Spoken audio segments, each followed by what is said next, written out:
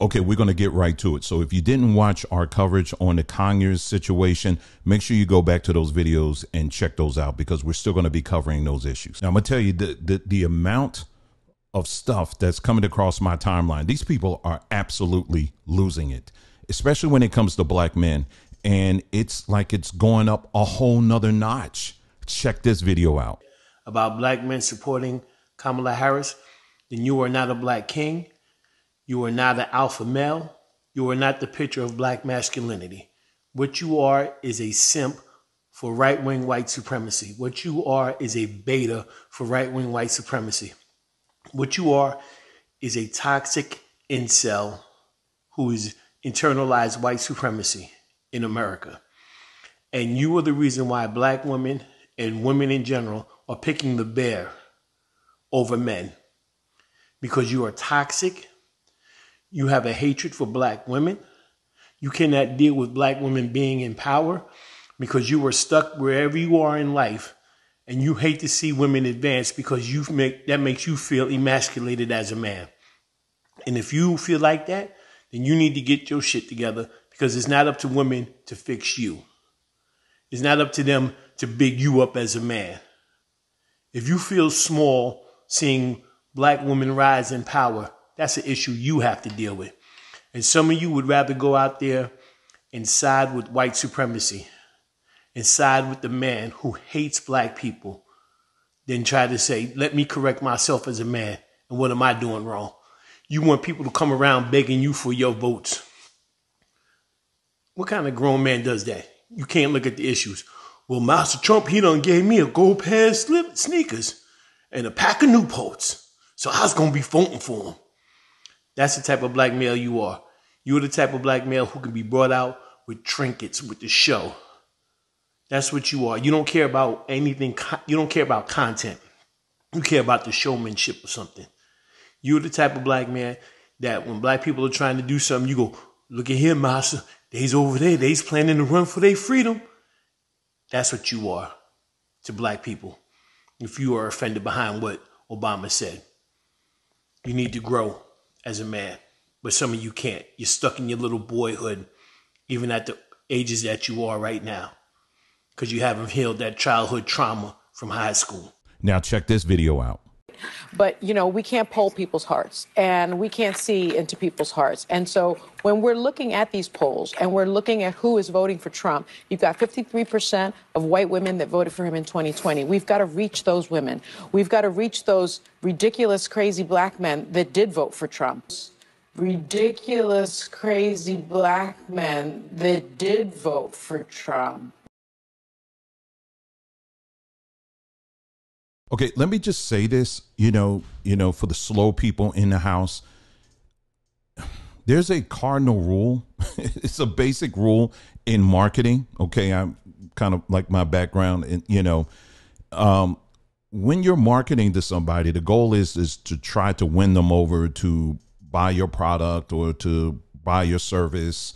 You know, that's just the basics of marketing. Is you're trying to get the word out about your product or service, and you're using all kinds of ways to to convince people to do that.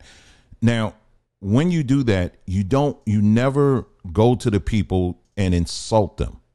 Okay, I've never seen a marketing or ad campaign when you're going out to insult people and expect them to change their mind to begrudgingly just turn around and buy your stuff. Let me give you an example. Think of some of these popular gyms, like Planet Fitness, or, some of these other ones that are out here. You're never going to see Planet Fitness coming out here and calling people, you big, greasy, fatty, you're just a slob, and you have no use to anybody. You're probably going to die early and anyway. And you're just laying in on these people, and then you just expect these people to come into your gym. No, they don't do that at all. In fact, it's the direct opposite. They are, when you look at their marketing, they're all about, being welcoming and, a safe space and encouraging for people of all body types and sizes and all of that. And, they want to make sure that you as the person that they're targeting feels as if they are part of something. You understand what I'm saying? So my point is, if you're black men, we're not from a different planet here. I mean, if you're going to try to appeal to us, you don't do it by insulting. And the thing, and I'm saying that to people that I know the majority that's watching this, you get it. You understand that. But what's really odd and strange to me is that in that clip that I showed you earlier, that first one, you got black men out here that are leading the charge, insulting black men, insulting our intelligence. I'm going to tell you right now, I have never have heard, I'm 54 years old. I've never heard of a black man saying under his breath that he just hates seeing a woman in charge of anything. I've never heard that. The times I have heard that, you know where that's coming from? People in the 65 plus range. That's a whole generation ago, of people who did think that way. But the irony of that is the people that's in that demographic are the ones that are voting for Kamala. So when you hear that, it's coming from people in that particular demographic. It's not everybody else, because black men that I have been around and worked with and have fun with, whatever, I never hear anybody saying that. I mean, we're just like anybody else, as long as you know how to do your job, you know how to do it effectively, and you just stick to that. That's all we care about. I mean, we're just like anybody else. But when I hear black men leading the charge and trying to make it seem as if we just sit around and we just hate seeing a woman in charge of anything, that is not a black mindset. That is not a black male mindset at all. It's not. That's coming from white feminism. That's where that's coming from, because those are the only people you really hear push that. Black men aren't like that. Okay. I'm just saying, regardless of our belief systems and all that stuff now, in some religious sects, you may hear that, but outside of that, you don't hear regular black men, talking like that. They like going into these barbershops and saying they want to sit down and listen and talk to black men. But then you come out of the barbershop and you want to say that we make it seem as if we're just sitting around, hating black women and all this stuff. We don't want to see them in charge and all that other nonsense, but if you have been around, you see that a lot of these black barbershops actually have women working in them. And then they also work hand in hand with women, because the thing next door, the unit next door, is a beauty salon. And black men, a lot of times that are owners, they are actually co-owners with women. So miss me with all of that nonsense. OK, black men have a long history of loving and supporting and cherishing our women, our black women. She's not black. OK, she's Indian. OK, and she comes from a slave owning family. But that's a whole different story. I mean, now they're so desperate right now. She's even making an appeal to the shade room to $50,000, and included in that, knowing that a lot of startup businesses then have overhead around, for example, what they need to do to buy equipment.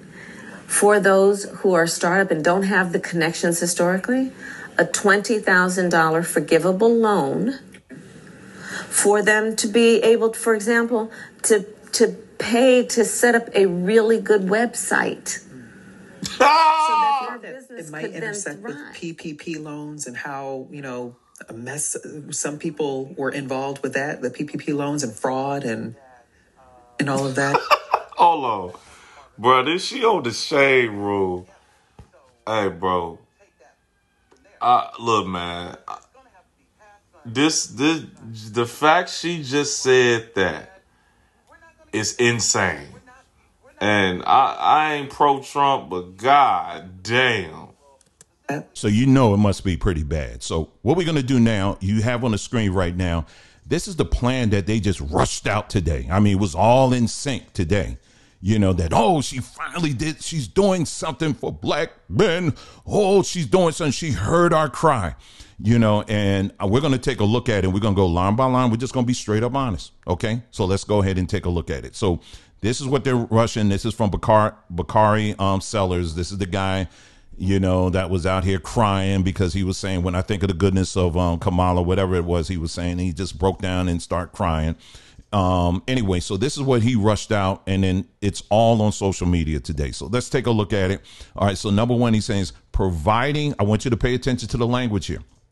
Today, Kamala Harris released an agenda for black men. We've talked about having candidates listen to our needs and concerns, and she has. All right, so let's take a look at it. It says, number one, providing 1 million loans that are fully forgivable to black entrepreneurs and others to start a business. Okay, so if you look at the details of that, it's up to $20,000, up to. All right, so that means it ain't a guaranteed 20K. It's up to. So there's a couple of things with this. Number one, pay attention to the language. It says, let's read it again, providing 1 million loans that are fully forgivable to black entrepreneurs and others. All right, so we're back to, again, what they did, and I'm going to say this from a marketing standpoint, is that what they did was they took pre-existing either proposals that she has made or things that are already in place, and they just repackaged them. That's all they did. That's literally all they did. They just took what's already existing, and that's it. This is not what you're looking on the screen right now. This isn't something that they sat down and was up in the wee hours of the morning, like, okay, now we got to, like the founders of the country, like they writing the Declaration of Independence. Like this is supposed to be the Declaration of Black Independence or something. No, they just took what was already existing and just repackaged it. Okay. And I'm showing you right now. So number one, up to $20,000. That's what you don't see on here, but that's what it is when you go into the details of it. For black entrepreneurs and others. This is already available in the SBA loans, or Small Business Association loans, where they are already offering loans to people of color. This brings us back to the original problem that we've been ringing the bell about as black people from jump. We are in a position where we have to compete with others that are coming into the picture, illegals and everybody else. So there's no clarity in this at all. And they're being vague intentionally with this. OK, so, again, up to $20,000. It doesn't guarantee $20,000. They say forgivable. What exactly does that mean? Give us the details on that. And then also is black entrepreneurs and others. See the word game they're doing there? All right, let's move on here. Number two, champion education, training, and mentorship programs that help black men get good paying jobs in high demand industries and lead their communities, including pathways to become teachers. That's a whole word salad. That's a whole word salad. Okay, so the first thing I want you to point out is what's on your screen now. Okay, so getting black teachers, because like I said, there was a whole bunch of stuff she said in there, but we're going to go backwards. Okay, so she mentions about the importance of getting black men as teachers in the classroom. This is something that they have pushed for years, and it has not. It's not working. OK, so but let's take a look at, the bigger picture in this. All right. So what percentage of teachers quit after 5 years? It says more than 44% of teachers leave within the first 5 years of the profession. That's almost half of new teachers. In general, newer teachers are 2.5 times more likely to quit than those who are tenured. Regardless, an astounding 8% of teachers start over within a new career each year. So basically, you're trying to get black men into a profession that more than likely they're going to quit after between 2 to 5 years. All right. So, but in this article here, and this is in Teach for America, if you scroll down here, look at this highlighted part here. It says Fortune's experience is all but rare. That's the guy that they were interviewing for this article. Black teachers make up just 7% of public school faculty, and black men make up only 2% of the U.S. public school teaching force, and they have a high turnover rate. That's true even though more than half of U.S. public school students are people of color. So black men, just like that 44% that I just mentioned earlier, they're not staying around long. And there's a lot of reasons as to that. Money is a part of that. Salary may be part of that. But when you listen to actual public school teachers, it's more than that. It's support. There's a whole lot of things as to why public school teachers, they don't stick around long. And then as far as the rest of the stuff she has up here, like champion education, training and mentorship programs that help black men get good paying jobs in high demand, that's a word salad. Everybody does that. But the central problem is that these programs that they are always proposing and implementing to some degree, it has us competing with people that they're bringing over wholesale that are coming over here illegally. That's the problem.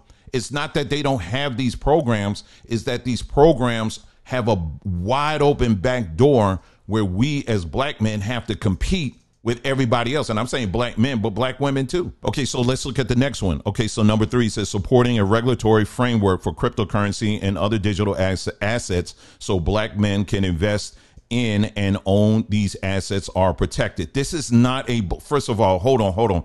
This is not a black initiative. Okay, that's a bunch of garbage. That's garbage. What she's just saying. Number one, the United States has been already pushing some type of regulation when it comes to cryptocurrency. The problem is with that regulation is that people who are wanting to, who are really invested, investors, the problem with cryptocurrencies, the concern is that they see how it's an overreach. When the federal government is saying that they want to regulate something, it's always going to be an overreach. Okay, this has been in the conversations for years. They had nothing to do with black people, absolutely nothing. So this is another point that I'm talking about, where they're just pulling things off the shelf and they're literally are just slapping black on it and trying to give it to you. This ain't something that they literally were trying to find something to put on here.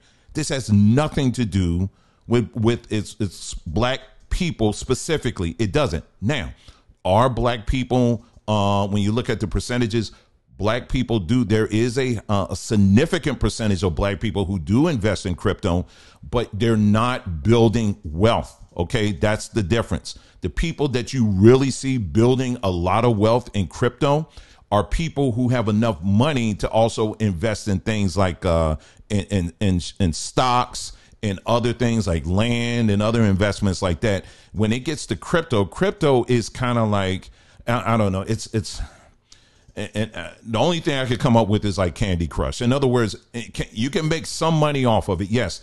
And there are people who are making a lot of money, but it takes a good amount of money to make a good amount of money. In other words, you're not going to go into crypto with $1 and then walk out with $1 million. It doesn't work that way. You can make some more. It's an easy thing to get into. However, for those that are really making a ton of money are people who have investments in other areas. So yes, you do have black people who are in crypto, but what they are proposing here in this point is not black specific, because people in crypto have been talking about this for years. And they're actually trying to push back against any kind of regulation, because they know once the feds start incorporating more regulation, then it's going to shut down a lot of people and a lot of opportunities for people who want to invest. Okay, so now let's look at number 4. Again, they're doing the same thing. Launching a national health equity initiative focused on black men that address sickle cell disease, diabetes, mental health, prostate cancer, and other health challenges that disproportionately impact them. This is not a specific plan. This is what our existing healthcare plans already do. Do you understand what I'm saying? They're just highlighting the things that impact black people the most, but it's not anything specific. Do you understand what I'm saying? It brings us back to what I was saying in points number 1 and 2, is that it's incorporating all of these other people. Do you understand what I'm saying? In other words, we're left competing with all of these illegals that are coming into this country, and so we're left with the crumbs. Look at the hospitals that are in these communities where you have a high percentage of black people. When you look at the piss poor quality of healthcare that's being offered to them, it's black people that live in communities like that have to compete with the illegals that they're dumping into these communities. Do you understand what I'm saying? So there's nothing in here. If you notice, there's not a thing in here being mentioned that separates that out and guarantees that the healthcare that black Americans are getting are going to be at the same level that everybody else is getting in this country. Oh, and of course, weed. Because, of course, that's the one thing we all been waiting on is weed. We wants to grow our weed, man. Yeah, my accent is just as bad as hers. So don't even play. Okay. Yes, we want to grow weed. That's what black people want to do. That's our whole dream, is that we can just grow some weed, and so that we can make it in this big old country of ours. No, absolutely not. And I know that your favorite pastor, Jamal Bryant, he even proposed it as a way of growing his congregation. I'm looking for people that smell like weed. Is why aren't we not raising cannabis? I'll be able to bring in black males. They're able to do it legally. I'm teaching them farming. Oh my God. I'm helping them to enhance the ecosystem. Black boy in Bankhead said, they growing weed at the church? Where do I join? Yeah. Now, here's the issue that I have with this, is that, number one, is weed a market, a growing market? Yes. But there's a lot of other factors that are in that as well. If you get into that, and I could do a separate video just on that.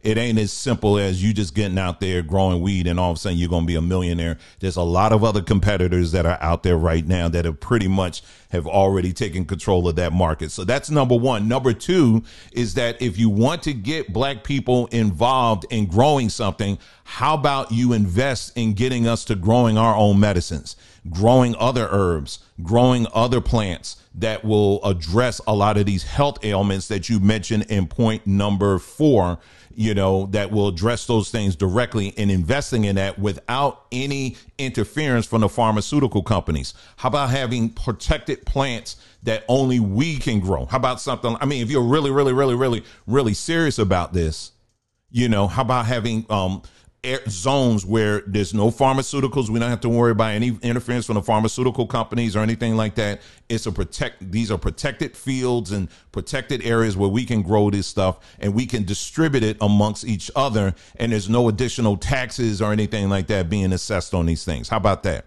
Because right now, if we were to do business for trying to do business, let's say in places like in Jamaica or some of these other Caribbean nations, a lot of the Western companies actually have embargoes on some of these countries if they want to export their herbs and stuff like that. A lot of these countries, they're not really able to do that in its entirety. It's a lot of stuff that the United States and other countries will hamper on them, preventing them from really selling a lot of the stuff that they would like to sell, like these different herbs and stuff. You can still get it, but it's a lot more red tape. That's the point I'm trying to make. So if you're really serious about getting black people to grow stuff, how about invest in something like that? So in conclusion, I mean, at the end of the day, this is just another desperate call, for them to really try to reach. If they're reaching out to black people like this, I mean, you're going on the shade room and you're doing all this other stuff. The internal polling data must be horrible for them to be coming like this.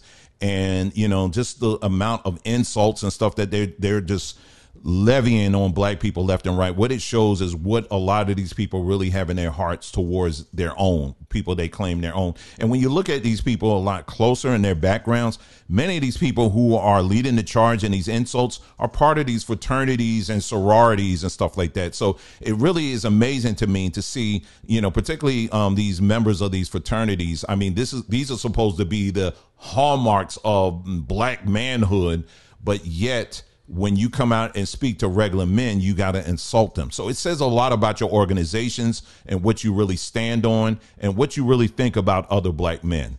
But I'm glad to see that there's a number of black men that are cutting through the nonsense, cutting through your BS and starting to stand up and make ourselves known. And it's just a good thing to see. Now, does that mean that Trump is going to be any better and that we're going to have rainbows and gumdrops and all that? No, not at all. Because, again, they're two wings of the same bird. I've already said that many, many times over and over again. But all the insults when it comes to black men seems like it's coming from one particular side. And that's what we're focused on here on this platform. So thanks again for tuning in. You guys take care, and I'll see you again soon.